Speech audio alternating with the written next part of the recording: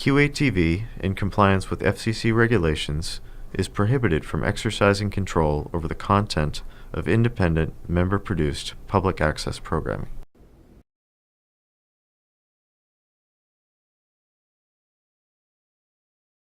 Thank you, Isha and Sophie. I'm so honored to be here. It's always a wonderful experience to join your show.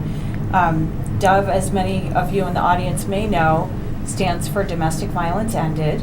We're an organization that's based in Quincy.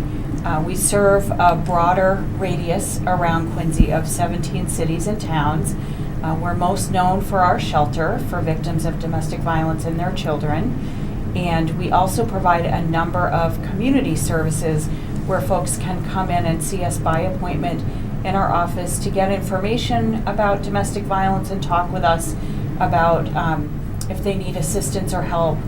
And we work in partnership with Quincy Police Department, as well as Milton, Randolph, Holbrook, Dedham, and Norwood Police Departments.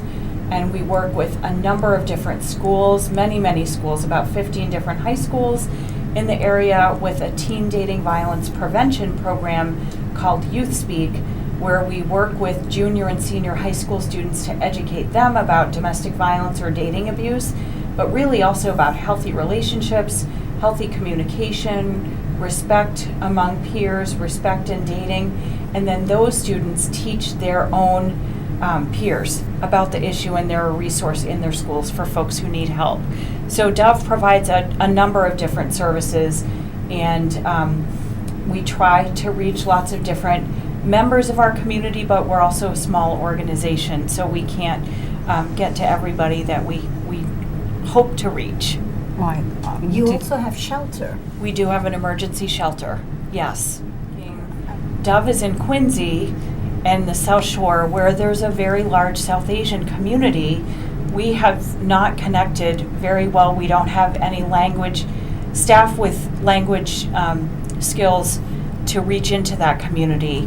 We do connect with Saheli, and you will hear from Lata shortly about their work in our geographic area and in the greater Boston area in general around domestic violence, but also supportive friendships. But as I was watching the movie, I thought it's so inspiring, such a wonderful story of this young woman, Selvi, who's just incredibly courageous. And I thought it would be so fun to bring this to Quincy. So October is Domestic Violence Awareness Month, and this is one of our events for the month. It's a community outreach event. We hope that folks in the audience will come on Wednesday, October 26th, to Quincy High School, where we're going to be showing the movie from 7 to 9 p.m. It's free. All are welcome to attend. And then after the movie airs, we will have a short panel discussion with Lata and two other folks, just debriefing about the movie, talking with folks who've come to attend the viewing about what are the services available, and talking about the issues that are raised. But in honor of Domestic Violence Awareness Month, there's a connection because Selvi is a young woman who ultimately is able to leave a relationship with an abusive husband, and she becomes the first female taxi driver in South India. So leaves that situation through the help of two wonderful brothers at a specific school. She gets her driver's license, and then she becomes a taxi driver. And I also, actually, an important thing for us to share is we newly have added a staff attorney to our staff who does immigration work. So that is often something that folks dealing with domestic violence or abuse need help with, and now we're in a position to help them. So we're so excited this evening to be showing the movie Driving with Selvi with our partners Saheli, Friends of South Asia, Faces of South Asia of Quincy Access TV, Quincy Asian Resources, and the Greater Boston Area Asian Film Festival. it's a really moving story about a young woman in South India who's able to escape marriage from an abusive husband and really restart her life in the most positive and inspiring way. So we're thrilled to have a number of community members here with us for the evening and to be able to show this great movie.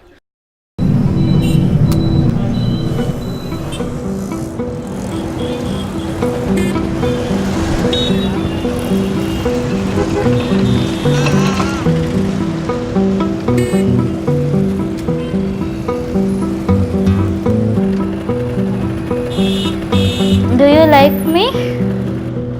I like you very much Why? because you have a very good personality. My personality?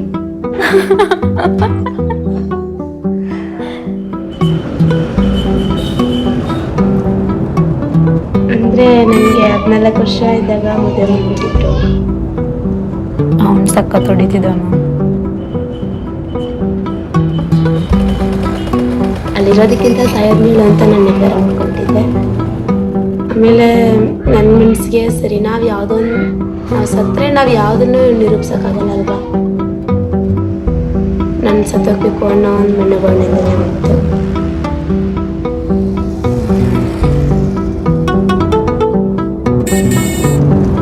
ನನ್ನ ಹೆಸರು ಸೆಲ್ವಿ, ನಾನು driver ಆಗಿ work ಮಾಡ್ತಾ ಇದ್ದೀನಿ. ಅದರಲ್ಲೂ ಈಗ ಯಾರೇ ಬಂದರೂ ಕೂಡ ಫಸ್ಟ್ ಫಿಮೇಲ್ ಡ್ರೈವರ್ ಅಂತ ಇದು ಮಾಡ್ತಾರಲ್ಲ, ಸಖತ್ ಖುಷಿಯಾಗುತ್ತೆ. ಜೊತೆ ಜೀವನ ಮಾಡಲೇಬೇಕು ಅಂತ ಅದು ಇಂಡಿಯಾದಲ್ಲಿ ರೂಲ್ಸ್ ಇದೆ ಅಂತ ಸುಳ್ಳು ಅಷ್ಟೇ.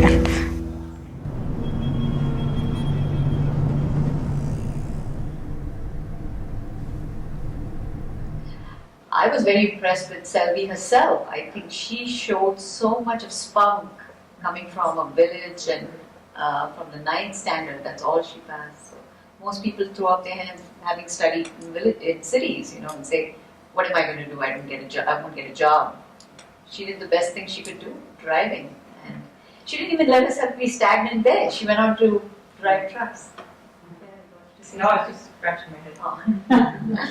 I thought that driving was such a great analogy for her being able to have control over her life, and it made so much sense that of course she wants to drive. That's such a concrete way of feeling like you have a lot of control for someone that for a long time didn't really get to have that in her life. And when she was sort of crying and emotional about not driving and working, you could tell it had a lot more. Yeah, she felt she felt like she had given up part of her identity, exactly. right? So when she was at home. But one thing is that you notice that she doesn't lose her spirit. She's pretty much always thinking ahead. And I think and the very fact that she has people to talk to about her problems, I think that's where we come in as a lot of the people here work with agencies that deal with domestic violence.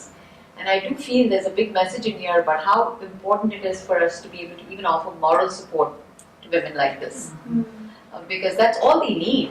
Financial and all comes along later, but moral support, giving them a kind word, that changes everything. Because the biggest problem in domestic violence is self-esteem. And we need to be able to find a way to help that woman regain her self-esteem and self-confidence so she can go out there and make a difference. And Selvi is definitely one of those who's proven to South Asians, and she comes from South India. I belong to South India, and the language she spoke is the language I speak too. So it was easy for me to see the kind of problems that she was undergoing. And it's not just her story, it's the story of many, many women. So it's very heartening to see. I think this would be a great example. She's a great example to women from South Asia. So I'm very happy to have that there is a movie that's been made, and that too it's been made by a foreigner, which is another nice thing. Someone from outside the country had to come in to show that this problem is prevalent. The statistics that they showed at the beginning, before the movie started, and it says UNICEF, but how long ago, how old are those numbers? And the second question is that I thought that in India it's now it's illegal, it's a law for girls to be married under 18, am I wrong? It is illegal, but it's happening. Especially in the northern states and some of the villages, I mean, there is no laws controlling other than their own panchayats in the north and, those small little villages, the village heads. So unfortunately, it's not being enforced as stringently as it should be. Yes, it's illegal in India. And those numbers could be very well from the time that the movie started filming, which was 10 years ago. It's a 10-year long project that, Yes, it does happen so in India, even because I'm a law graduate from India, and we do have really strict and stringent laws. But sadly, a lot of the native part of India, the villages, they're still governed by their own personal laws. yes. And even if the legislator comes with a law or codifies it, they would not apply it because they're still governed with a personal law. And India has been trying to enact an act called the UCC, the Uniform Civil Code. Yes. So that is, if that, I don't know when it would come, but if that comes, all the personal laws go, and it's only one universal law everybody would be governed to. Yes, So even dowry is illegal in India. Dowry, which is an even bigger problem. I mean, not even, I should say even big, but just as big a bigger problem, which occurs even in cities, is banned. So if there's any hint of it to the officials, I mean, if there's someone has the courage to come forward, there is action taken against them. But unfortunately, there's so much fear. No one wants to come forward. They're worried that their daughters are going to get abused, and again, there's a stigma involved. When there's a marriage, it's like the woman is given to the other family, and they're no longer part of their own family. They're now part of the boy's family. But it's changing. It's changing in the cities, yes. There is a Thankfully, new enactment called the 398, so Yes. that is an anti-dowry law. And yes, anyone who applies for that law does not have to go through the magistrate and all. It's a direct, put in the jail sort of a thing. So that's a very big boom in India currently. yes, I agree with that absolutely. Yes. And even here, I think sometimes it can be a problem, even the laws forbid it. The culture, sometimes people go back, right? Oh yeah, we have cases here, that where they had problems back in India because the parents are asking for additional monies or additional materials, or houses and cars, and they want that. They just don't want something small. They want in return for it's almost as if they're selling their sons, for this kind of price. So it's there, and we have many cases we have to deal with where there's a lot of cruelty when the parents visit here.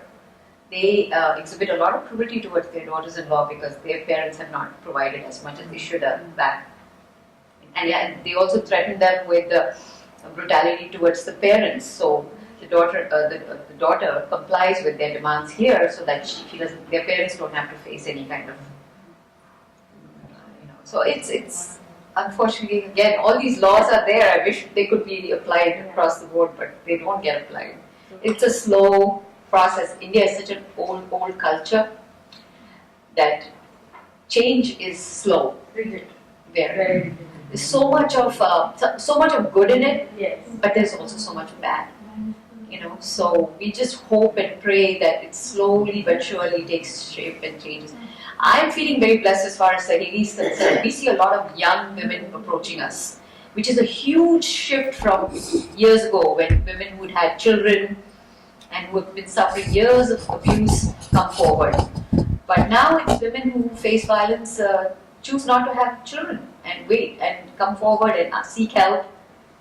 And that's what I'm really appreciating in our community. That means it's a change. People are not accepting this as the norm. Parents are supporting their children. There are parents who call us and tell us, please help our daughter. When there never was something like that. Like for instance, you see Sally herself. She had no support from her family. And her own brother, even despite getting her married off to another family, chose to call her a prostitute when her own husband, sold her off for money. So there is no acceptance of anything that happens to you. Was no acceptance, I should say. So it's changing. Anyway, I'd like to... I wonder if you can talk about some of the work that Saheli's doing now locally to support women. Yes, we of course have a helpline that we answer 3 times a day we pick up the calls that come in, and if it's a domestic violence case, we generally talk to them about how we can assist them. There are several steps to it, but essentially we assess their case, we figure out what it is that they need, and if it's anything, there's immediate danger to them, we help them with taking them out of that situation. We try not to break marriages. Our goal is not to break marriages, which is somehow for a long time we were seen as an organization that interfered in people's marriages and broke up marriages. So we were actually not very well accepted for a long time. It's now changing. That too is changing because we're seeing that that's not our goal. Our intention is to make sure that everyone is safe in a marriage or a relationship. So we help them assess their situation. If they really want to leave the marriage, then we help them find a space to move to, maybe a shelter, temporary shelter. Then later on provide them some housing, through the emergency housing societies. And then economic empowerment. We help them get to classes, professional trades, anything that they want to study so that they can make themselves economically empowered and go on to have careers for themselves. And we're proud to say that we've helped many women to come out of their own situations and gain self-confidence. That's even though we aren't able to provide so much in terms of funding, we are able to give them the strength of strength of mind or strength of whatever it is, just confidence, boosting their self-confidence and making them feel that they can go out and do it on their own. They don't need to lean on anyone, because ultimately, just like Selvi does it all has to come from within. You can't be leaning all your life on an organization or on a single human being. You have to do it on your own. But that comes with the strength. That's what we strive to do in Saheli. Help the woman gain the self-confidence that she has inside of her. So. And then we're going to talk about a few cases like we did the mother-in-law case. The in-laws, when they come to visit their children here, or their son in this case, or in cases, they expect so much from the daughter-in-laws. They come especially during the delivery time, and we still expect the same thing. The daughter-in-law will cook and clean and look after the baby. And then of course, the son really takes the side of the parents, and they leave her behind, and the lives become miserable. And they say, you can go back to India and leave your child here. So, and that becomes so tough. So, we have a couple of cases where the in-laws are leaving within 2 months, and all we can tell her is she has got age 4 and husband at age 1. You have a choice to go to shelter, but what will happen then? So can you stick for a month and a half more with this intolerance and brutality of the in-laws, and then going then? Think positively. So I actually just want to add to that, it actually doesn't end there, even if she wants to go back, or if they return, it doesn't end there. Absolutely. The lives actually are controlled by the parents, even remotely. Yeah, that's a very big tragic. That's basically when they come, they control the family. Essentially the boys tend to be very, in South Asia, there is a culture that when a boy is born, he's going to be taking care of the parents, which is why he's always treated much better than the girl child in the house. When a son is born, it's celebrated. Girl child is okay, she's here and she's another burden. That's how it was looked at. So it was always left to the boy to take care of the parents when they were in their older years. So no matter who the boy married, his first priority or first responsibility was his parents. And that's so, fine. I don't see anything wrong. No, there isn't anything wrong, but what would then happen is, especially in this day and age when they move out of the country or they're out here and there are parents, they want more than just the monies that are sent to them. They want to be in control of the son's life to the extent where they want to marginalize the wife. Right. That's where the problem starts to occur. It doesn't occur in initially. I mean, if they all live together, it's I don't think there's any. It's nice that he wants to take care of his elderly parents, but it doesn't happen. It ends up becoming more of them controlling their married life. It's an attitude towards girls. Girls have to True. be giving, and they just They have to keep giving, yes. Yes. It's not about putting effort in yourself, it's about how much you can sacrifice. One thing that I saw in the movie was when Sully was crying that she couldn't go back to work, that kind of carries over no matter where you're at as a mother, no matter how accomplished you are. When you're sitting at home with children, you feel left out with your own self. Motherhood is only a part of being a woman. There are a lot of parts in you that you feel accomplished in and fulfilled in. And when you are only restricted to one role, it becomes harder to be in that position for a very long time. And there's levels of barriers across cultures when you're restricted in that position. And they don't necessarily come out easily in salvation. Yeah, it's, but I do admire the fact that Vijay, her husband, is definitely beyond his, the community that he grew up in. He seems to have been a very broad-minded young man who allowed his wife to grow and move on. He knew her passion, he knew what she really loved and allowed that to happen. It doesn't happen in all cases. So she, as she says very often, she feels very lucky, she feels very blessed. So it's obvious that whatever she's done in her life has helped her create that aura of self-confidence, and she's attracted a man to her that is, given her that courage to move on and continue moving on. It doesn't always happen. Someone who comes from a very abusive relationship tends to want to end up back in another abusive relationship. It's a pattern that they have to break out of. So just to have the very fact that she chose to be independent completely after having left an abusive relationship, she learned how to grow within herself. That's when she met the second man in her life who was far more stable. Had she jumped from the first to the second right away, it probably would have been the similar type of relationship that she would have ended up with, which we see as, I'm a survivor myself, so I have I lived for 13 years, and I was an educated girl, and I was, I worked in India, but I married someone, and I lived for 13 years, and 3 kids, and it took me 13 years after being in this country to start a new life with absolutely no knowledge of how to run financial, have a bank account, a credit card, nothing to my name. I had to start from scratch. So I started my life 13 years after I came to the country. So it took a lot, and I was an educated girl. So despite that, it doesn't change what happens to you when you're in that situation. The question is, education doesn't do anything for you. Money doesn't do anything for you. It's all a mindset.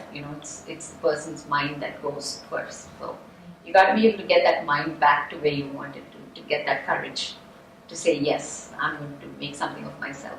And you've talked, and I think the movie really speaks to the critical importance of the support of family, friends, community to be able to make that happen. Completely. Complete strangers stepped up to help her. Yeah. So that's where it comes. When these 2 men, who ran that Ordinary Girls' Hostel, they came forward and became her surrogate brothers, and it comes from the most unexpected sources. So, which is why I feel anyone who wants to come in and volunteer doesn't mean you will not make a difference in that person's life. All it needs is a kind ear to listen to you. That's all it takes. So I have an observation. We're talking about Saudi here, a South Asian movie. You can't box it as a South Asian movie. This is a universal phenomenon. Yes. So do you see the same things happen here? Maybe with slight variations, but it is there, right? So do you want to add something? Yeah, talk about the cases that come to Dove. Yeah, sure. So for people that aren't familiar with DOVE, we're a domestic violence program that's based in Quincy, and we work with people that have experienced abusive relationships. We have a shelter and a community advocacy center, and absolutely see a lot of the similar themes of oftentimes a male partner sort of feeling that they have this right to sort of have control over their partner. We work with a lot of folks that have experienced financial abuse, are not allowed to work, weren't allowed, encouraged to finish school, to be independent, and sort of having that kind of control over the other person allows them to, or keeps them in the relationship. So absolutely, a lot of overlapping, and a lot of, you know, family that sometimes we think would align with, you know, the survivor and end up sort of supporting the abusive person, and so a lot of those same themes. Yes. I think the only major difference I would see in amongst the South Asian and as opposed to the non-South Asian is the societal pressures. We have women, the abused woman not just fears the abuser, she fears the society in general. So she refuses to be able to have her case be even discussed with another like-minded person or someone who is going through a similar situation, because she's afraid that it'll get around to the community. Because there's so much of cultural barriers to it. You know, they feel that people are going to stigmatize them and, you know, ostracize them, and they just don't like that. They don't want people to know. So you'll see in our community people who are doing very well and out there in society, community, pillars of the society, but they have miserable homes, you know, dysfunctional homes, and but they cannot discuss that with anyone. They have to wear these two faces all the time. It's very sad. I hope that that's one of my fondest dreams, is someone will be able to talk. Yes, I'm going through this and I'm succeeding at it. You know, I want everyone to stand up here and say, yes, it's not a stigma, and society should be able to talk about it. There's nothing wrong in it. You know, it's not the abuser's fault. It's not the abused person's fault, and it's the person who's abusing that needs help. And we also don't suggest that the abuser is always one at fault. Maybe there's some issues there that need to be taken care of. And if there is someone who approaches us seeking that kind of help, we're more than happy to provide them the resources they need, seeking anger management or any kind of other resources that we might have at our disposal, you know, because it is a sickness in a way, you know, abusing someone, because there's always inferiority or whatever there is that they're suffering from that causes them to become abusive. Then there's alcoholism. Yeah, and also the social sanction where that we allow. Yes. Yeah, a man can do anything kind of a thing amongst the South Asians. That's another thing. A man can get away with a lot, and the fact that wherever you go, is your home is close to you. Your parents will not take you back because of the social stigma. So you have nowhere to go. I have control over you, kind of a thing. So, yeah. So I want to add to that. Tonight we don't have many of the women attend for that very reason, because a lot of the husbands will not take care of the babies at this hour, even though the women in the house are taking care of them all day. And that's a regular struggle that I see on a weekly basis. We run our computer class stuff at the library, and some women come and volunteer with us just to be able to go out and do something. Yeah. And some women want to just come and learn, and it's very hard to find childcare. Mm-hmm.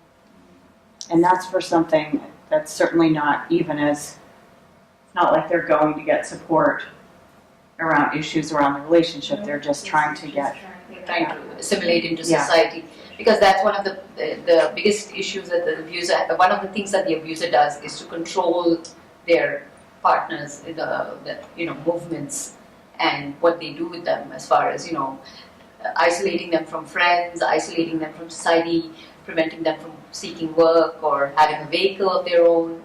There's various ways that they don't just get physically abused. It's always a whole lot of other things revolve around it. So and yes. I think to Usha's point, yeah. the themes are similar. Yes. It just looks a little different, right? In every culture, different communities. Absolutely. Yeah. But every culture has its culture. Right. Yes. Every Yes. culture has its social norms, and unfortunately, sexism is not, unique to any one society. It's pretty universal, right? Everybody wears two masks, right? Everyone wears two masks. Exactly. Or more than two, multiple masks. Actually, they've stopped ultrasounds in India now. It's been banned now. No doctor can perform an ultrasound without getting arrested for it. It's because there was this feticide. Thank you for coming.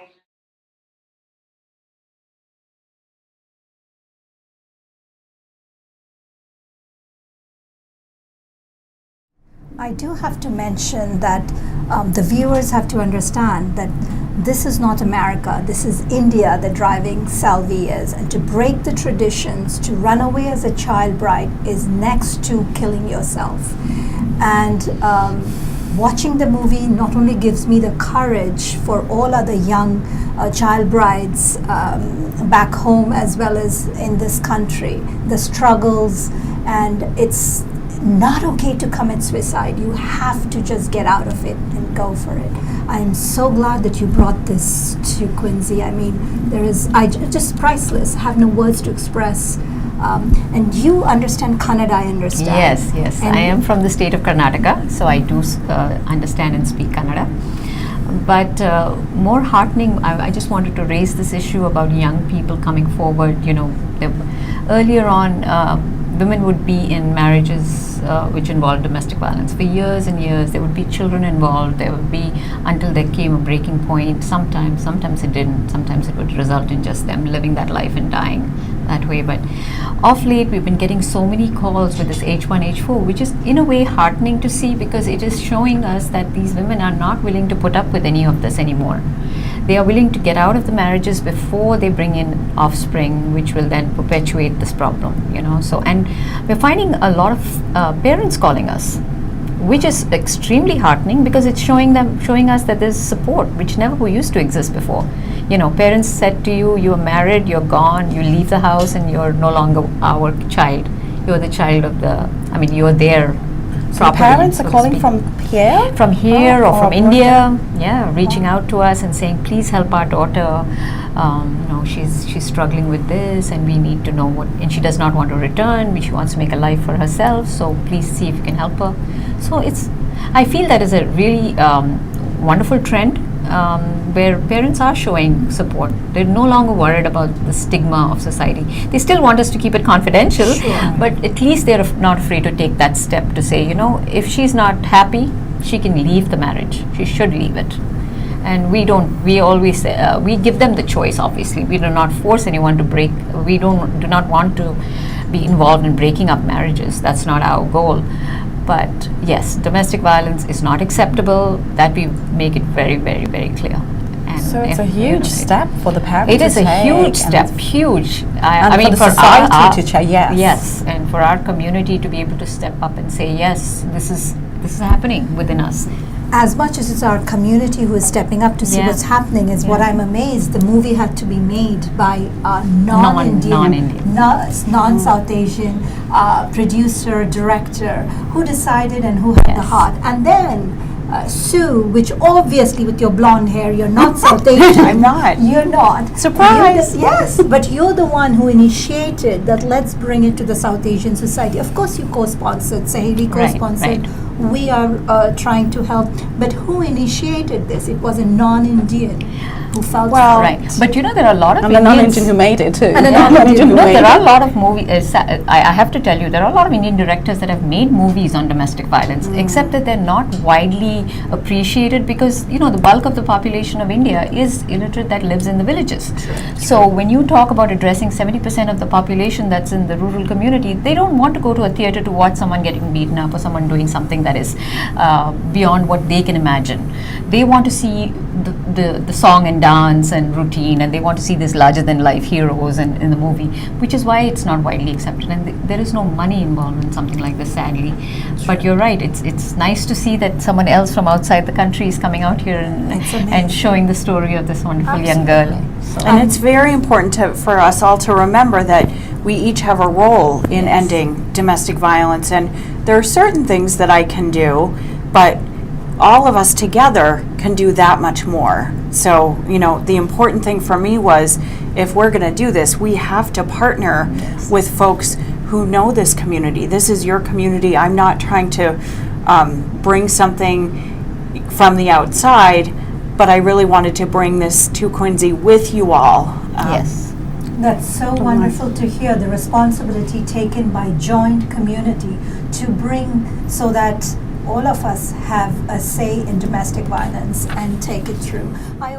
And DOVE has been instrumental in Norfolk County as well as the South Shore, headquartered here in Massachusetts as well as in Quincy. So do support DOVE, and the South Asian community on Saheli join us in making domestic violence history. Thank you once again. That would be great. Thank you. Thank you.